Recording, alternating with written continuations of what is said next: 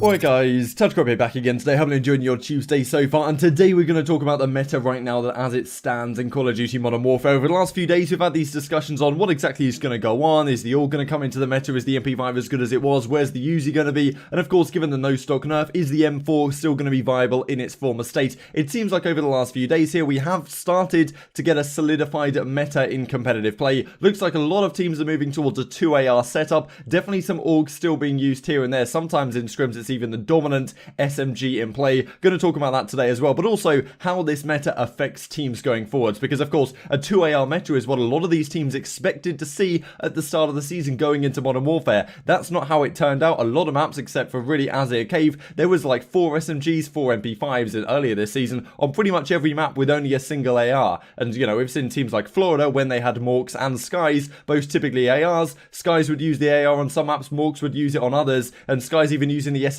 at times, and Morks of course fought into that role. Who knows exactly what the situation will be with Florida right now, but a lot of teams were expecting this 2AR meta at the start of the season, so I definitely think that this change will benefit some teams. Other teams I think are very versatile to the point where it won't really hurt them, but it won't really help them, and that of course is a disadvantage when other teams could be getting better. We're going to talk about that in coming minutes here. Like if you guys enjoyed the video, subscribe if you're new as always, I would greatly appreciate it. Also to mention the Draft Buff Draft Royale is set up for this weekend's New York home series starting on Friday, so feel free to join at the link in the pinned comment below. This was the team I went for. Given the meta right now, I've gone for a pretty AR heavy team where possible. Honestly, I tried this before and I got smoked, but you know, we'll have to see how it goes this time around. But this is the team I've gone for. You guys of course I'm sure can do a better job, and there's going to be prizes I believe for the top 3 finishes. We'll talk about that in coming days if that does come to fruition. Also wanted to mention that there has been a whole question with Momo stepping out of the CDL, well, you know, forced to step out of the CDL for reasons we discussed earlier on. Who is going to replace him, right? Did the CDL want to go and hire new, like, you know, new casters, the likes of I Hold Shift maybe and Spaceman that have done it in the amateur scene, or do they want to go a different route and let maybe Nameless step up to cast? So I thought this was interesting because I think maybe that's more on their agenda, and then for next season they can properly think about, okay, how do we restructure the whole casting talent, try and get some people on that have, you know, currently involved and have done it before. So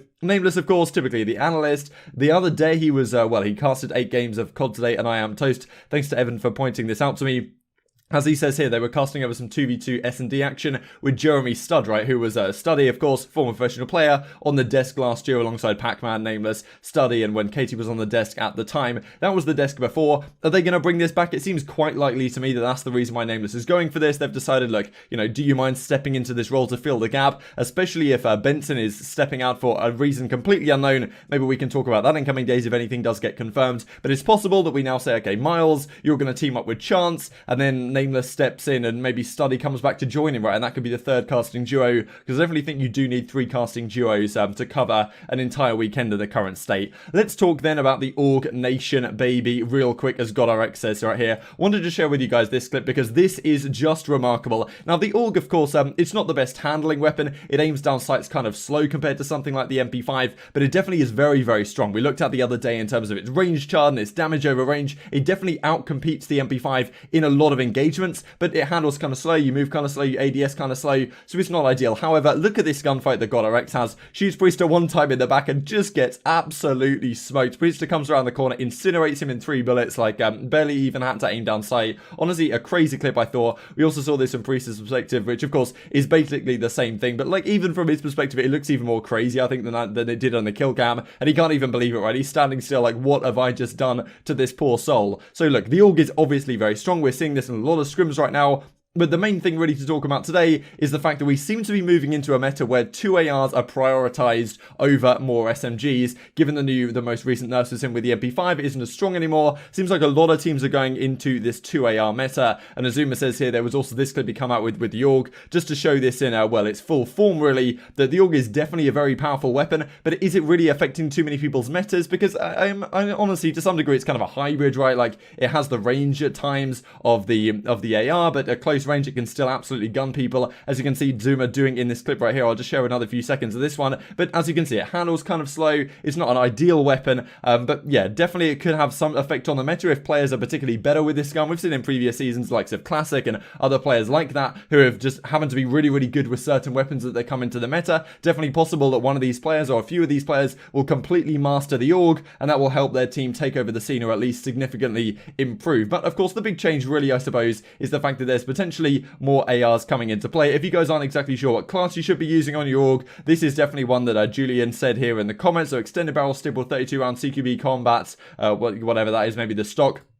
Sleight of hand. So that seems to be the class that some people are using. Maybe it'll change over coming days, but definitely that could be a one to give it a go if you guys are interested to try it out in the CDL playlist or whatever. These are the participants in the league, and I wanted to discuss which teams could benefit from this. I've put some teams in green, some teams in orange, but to be honest, I think there's a discussion to be had with pretty much every single team here. And as always, I'm of course intrigued to hear your thoughts in the comment section below. Let's start on the top left with Atlanta FaZe, right? Because they have some very, very versatile players, like especially Selim and Priester. Like right now in this previous meta, they were using mostly MP5s, and of course Abizi and Sim are definitely going to use that. Major Maniac, typically the main AR for this team, but Selim can definitely be very, very viable, or very, very good indeed, with the M4 when he's needed to. And Priester, we've seen him use it to great effect in previous seasons on the main AR, and like the FaZe Clan team last season, so he's a very versatile player indeed. So I don't really think this helps FaZe. I think they'll be pretty much as good in whatever meta they happen to have, because they just have very, very versatile players, but I don't think it's a clear step up for them or step down in either regard, which probably puts them at a slight disadvantage when we talk about, say, a team like the Huntsmen, because this is a team where a lot of people are saying this definitely helps them. And I'll show a clip from Scump in just a second here where he talks about the fact that this meta very much favors this team. I'll just play the clip. On that map, it feels a lot smoother. Dude, Dylan, you're frying today, brother. I love this meta. Good job. Actually, I love this meta. It's just so much better. I love me. Negative 66. Can't just insta-kill anymore. 6 maps, negative 66. So when this squad was formed at the start of the season, definitely a more AR-heavy lineup. We had Gunless in the team, of course, at the time. Scump and Envoy always going to be using the SMGs. Gunless can do anything, really, but he has been good with the AR in the past. Also with the SMG. Turned out that they wanted Pristini in for more pace to the latter half of the season. And we had Arcites using the MP5, which he was relatively good at. Then they thought, okay, maybe Arcites should use the AR. Formal can go to an SMG. That was, well, it seems clear to me that that was never going to work out. Turns out it didn't. Formal back to the main AR and Arcites then onto the MP5. However, with the most recent meta change, it has allowed Formal and Arcites on a lot of maps to use 2 assault rifles like this team was initially intended for. Now, I definitely think this steps up their game, because Arcites and Formal are both better players with the AR in hand than they are with the SMG. I think Arcites is very good with the SMG as well, compared to the average player in the league. I mean, he's just a fantastic talent. But with the AR in hand, I think that does step up his game to another level. And with Scump, Envoy, and Pristini running around as your SMGs, this team now has effectively no weaknesses in a sense, because you don't have to worry about these role changes anymore on a lot of maps, or like the role issues that we have seen so far this season with this team. So I definitely think the Huntsmen should be more comfortable in this meta. Then again, they're not the best online team historically. They haven't been over the last several weeks, and with champs being confirmed online as we talked about yesterday, you know, it's still not ideal for them, but if this meta does suit them, it definitely gives them a better chance to compete with the other best teams in the game, which they've kind of been struggling to do as of late, especially when we look at teams like Florida and Dallas. Also, we can look at Dallas, right? Like Shotzi, who can obviously are going to be using the SMGs, whatever ones they decide to use. The AUG's definitely been in play. The MP5 is still viable to some degree. I'll put a clip from Envoy, actually, from yesterday on screen right now, where he was frying with the MP5 still, even after the current meta. However, Clayster, of course, is going to be the main AR. Then you've got Crimsix, who traditionally has kind of preferred using the AR, or at least had more success with it. I think with an SMG, he sometimes plays a little bit too slow than to keep up with the rest of his team, and I think his statistics at time have suffered this season and in previous seasons like World War II, for example, because of that. If he can get the M4 in his hands on more of the maps, that definitely could be an advantageous situation for the Empire, but I don't think it's absolutely clear that this completely steps up the squad.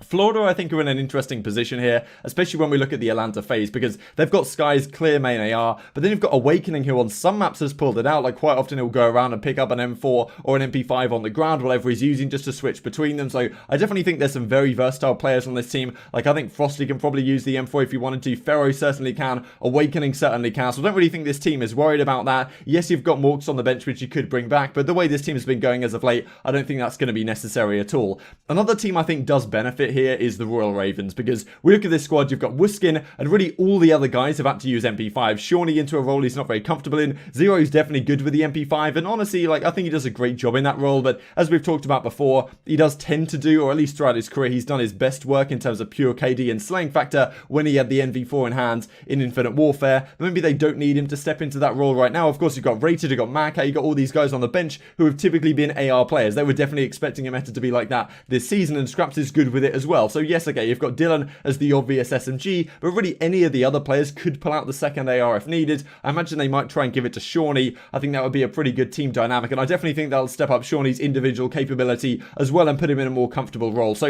I definitely think Royal Ravens and Huntsmen should benefit from this change. Then you've got LAG, which is kind of in an interesting spot in the fact that you've got Blast and Aqua who can kind of use the main AR, but Aqua lately has been on the SMG, which probably isn't really his comfort zone, so he could step into that role and take the team to another level once again if they wanted to. So I do think a lot of teams this season were building around the possibility of a 2AR meta. The fact that it's finally coming into play could also benefit a team like the Rocker, right? You've got Assault and GodRx, when they've both been using the AR in previous events in the season, earlier in the season on certain maps that allow it, they've been a deadly duo indeed. But when GodRx has to use the MP5 as of late, it hasn't been working so well. And as you just saw from that clip, right, GodRx using the M4 in that clip, seems like I'm sure Assault is using it alongside him as well. So that 2R meta and 2R, 2AR deadly duo could definitely come to light here. I don't think the subliners changes too much, but then again, I could have put a ring around this one, quite frankly, because Attached, typically been a slower player when he does use the SMG, definitely could pull out an AR. Same with Temp, right? Of course, Zoomer and Mac are always going to be on your SMGs, but in terms of a 2AR duo, accuracy and Attach, accuracy and Temp wouldn't be spectacular, I don't think, but still maybe a step up from where their team is right now. But then again, you have to look from what if other teams are stepping up their level, how much are New York potentially going to step up the level with this meta change, and maybe they'll be able to find a way with the Augs or with some other weapon coming into play that means this meta change doesn't really affect them.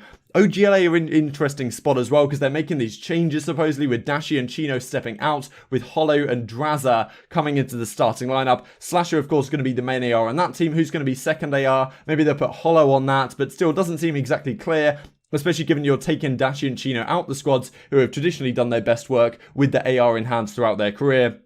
Paris is an interesting one because Denz has obviously been the main AR this entire season, but one event they did actually try Luca as the main AR, so maybe they would quite like to have that 2AR setup with Luca and Denz if it was possible. Didn't work out, they ended up reverting that, but if Luca does better work with the AR in hand than he does with the SMG, then this could step up Paris to a good level as well. Surge, I think, are in an interesting spot because which of these players is really going to pull out the AR? I suppose it'll have to be Panda. Octane and Panda as your 2AR duo. Not exactly fantastic, right? But, it could definitely work. They don't have some big name ARs and like big name ARs that have done it in the past as main ARs on different teams, the likes of what Huntsmen have with this formal RCT's convo. Then you've also got Toronto Ultra as the final team to discuss, because this is an interesting one to determine exactly who should be that second AR. Methods, of course, is going to be the first AR, but Bance in the past has used it. I think he had quite well. He at least preferred using the AR, I believe, in the Black Ops 4 days instead of having to use the SMG. That's what they did on Red Reserve early on. But also you're thinking that maybe Classic is back in the starting lineup now for Metals.